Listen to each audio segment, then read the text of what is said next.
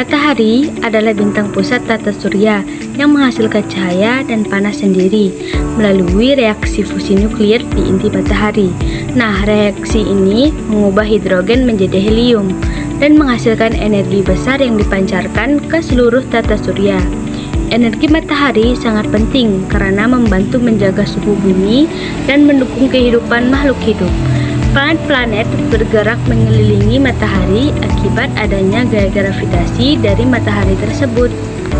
Saya akan menjelaskan struktur matahari, di mana matahari ini seperti yang kita tahu adalah pusat dari tata surya kita. Nah, karena dia nih pusat tata surya, kita juga tahu kalau matahari ini adalah sebuah planet yang kompleks dan juga berlapis. Nah, matahari ini itu punya beberapa lapisan. Yang pertama ada intinya, ada zona radiatif, ada zona konvektif, ada fotosfer, ada kromosfer, dan juga ada korona. Di mana zona radiatif ini adalah lapisan perpindahan energi melalui radiasi.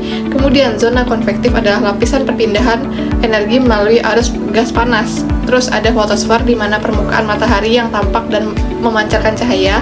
Kemudian ada kromosfer, yaitu lapisan atmosfer matahari yang tampak kemerahan. Nah, kemudian ada lapisan korona, di mana lapisan ini tuh adalah lapisan terluar yang ada di matahari. Ini sangat panas. Kemudian ada inti atau pusat dari reaksi fusi nuklir dari matahari ini tadi. Nah, gitu. Oh iya, inti dari matahari ini merupakan tempat berlangsungnya dari fusi nuklir tadi. Kemudian sedangkan energi yang dipindahkan ini melalui radiasi dari zona radiasi ke dan zona konveksi ini menuju lapisan luar matahari. Kemudian fotosfer ini merupakan permukaan yang tampak, sementara korona menjadi lapisan terluar dari inti matahari tadi itu yang sangat panas gitu. Baiklah, materi selanjutnya yaitu tentang spektrum cahaya matahari. Warna merah yaitu memiliki panjang gelombang paling besar sehingga dibelokkan paling kecil, sekitar 620 sampai 750 nanometer. Selanjutnya jingga yaitu memiliki panjang gelombang lebih pendek dari merah dan tampak terang, sekitar 590 sampai 620 nanometer. Warna kuning, warna tengah spektrum yang sering tampak dominan pada cahaya matahari, sekitar 570 sampai 590 nanometer. Sedangkan warna hijau yaitu berada di tengah spektrum cahaya tampak. Panjang gelombangnya sekitar 495 sampai 570 nanometer. Warna biru memiliki panjang gelombang lebih pendek sehingga pembiasannya lebih besar. Panjang gelombangnya sekitar 450 sampai 495 nanometer. Warna nila, warna peralihan antara biru dan ungu dengan panjang gelombang pendek yaitu sekitar 425 sampai 450 nanometer. Yang terakhir adalah warna ungu, memiliki panjang gelombang paling pendek sehingga dibelokkan paling besar. Panjang gelombangnya sekitar 380 sampai 425 nanometer. Nah, materi selanjutnya yaitu tentang klasifikasi bintang. Bintang diklasifikasikan berdasarkan suhu permukaan, warna, dan spektrum cahayanya menjadi kelas O, B, A, F, G, K, dan M. Bintang kelas O memiliki suhu paling tinggi dan berwarna biru, sedangkan kelas M memiliki suhu lebih rendah dan berwarna merah. Nah, matahari ini termasuk ke kelas G yang berwarna kuning. Pada kelas O, bintangnya berwarna biru, suhunya kurang lebih 30.000 Kelvin, sangat panas dan sangat terang. Kelas B, bintangnya berwarna biru putih, suhunya sekitar 10.000 sampai 30.000 Kelvin, luminositasnya tinggi. Kelas A, bintangnya berwarna putih, suhunya sekitar 7.500 sampai 10.000 Kelvin, memiliki garis hidrogen yang kuat.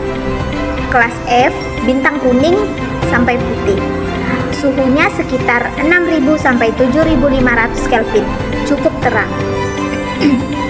Kelas G, bintang kuning, suhunya sekitar 5.000 sampai 6.000 Kelvin, contohnya yaitu matahari.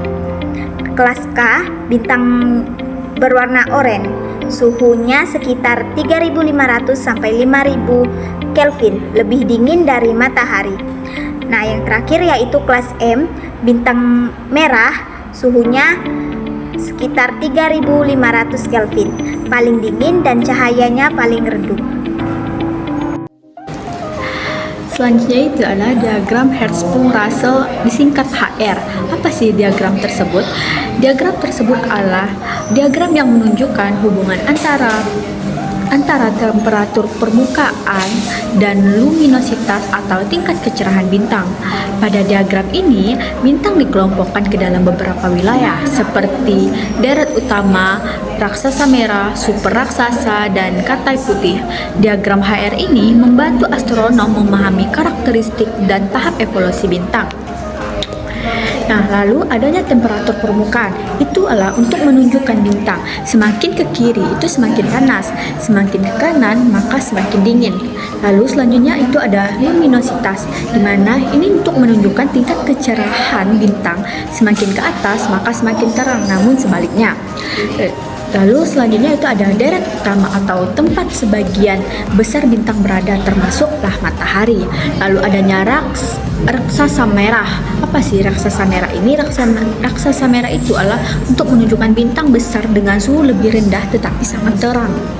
Lalu selanjutnya ada super raksasa, di mana super raksasa itu adalah bintang sangat besar dengan luminositas sangat tinggi atau tingkat kecerahannya yang sangat tinggi.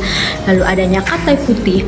Katai putih ini yaitu untuk menunjukkan bintang kecil yang panas tetapi cahayanya redup. Lalu ada nebula, itu kumpulan gas dan debu yang menjadi awal pembentukan bintang. Lalu selanjutnya ada protobintang, itu adalah gumpalan gas melalui memanas akibat gaya gravitas tersebut. Nah, selanjutnya itu ada deret utama. Deret utama ini adalah fase stabil saat bintang menghasilkan energi melalui fusi hidrogen. Lalu selanjutnya itu raksasa merah atau super raksasa. Itu terjadi ketika bahan hidrogen melalui habis sehingga ukuran bintang membesar. Nah, selanjutnya ada nebula planet dan katai putih, yaitu akhir bintang bermasa kecil hingga sedang seperti matahari. Nah, yang terakhir itu ada supernova, di mana supernova ini adalah ledakan besar pada bintang bermasa besar setelah kehabisan energi. Dan adalah bintang neutron atau lubang hitam, sisa akhir bintang bermasa besar setelah supernova. Nah, bagaimana? Menarik sekali bukan pembahasan tentang matahari dan bintang? Setelah kita mempelajari matahari sebagai bintang, struktur matahari, spektrum cahaya matahari, klasifikasi bintang, diagram Hertzsprung-Russell atau disebut juga sebagai diagram HR, hingga riwayat hidup bintang, maka kita dapat menarik beberapa kesimpulan dari pembahasan tersebut. Adapun kesimpulannya yaitu matahari merupakan bintang pusat tata surya yang menghasilkan cahaya dan panas sendiri melalui reaksi fusi nuklir serta berperan penting bagi kehidupan di bumi dan keteraturan pergerakan planet. Matahari memiliki struktur berlapis yang terdiri atas inti, zona radiatif, zona konvektif, fotosfer, kromosfer, dan korona yang berfungsi dalam pembentukan serta perpindahan energi matahari. Spektrum cahaya matahari terdiri atas berbagai warna dengan panjang gelombang yang berbeda serta terbagi menjadi ultraviolet, cahaya tampak, dan inframerah yang memiliki manfaat penting dalam kesehatan, energi, dan juga teknologi. Bintang diklasifikasikan menjadi kelas O, B, A, F, G, K, dan juga M berdasarkan suhu, warna, dan spektrumnya. Matahari termasuk bintang kelas D, sedangkan Rigel termasuk kelas B yang sangat panas dan juga terang. Diagram HR atau disebut juga sebagai diagram Hertzsprung-Russell menunjukkan hubungan antara temperatur dan luminositasnya bintang sehingga membantu mengelompokkan bintang serta memahami tahap evolusinya seperti deret utama, raksasa merah, dan juga katai putih. Riwayat hidup bintang dimulai dari nebula, berkembang menjadi deret utama, lalu mengalami evolusi sesuai masanya hingga berakhir sebagai katai putih. Bintang neutron atau lubang hitam disebut juga sebagai black hole.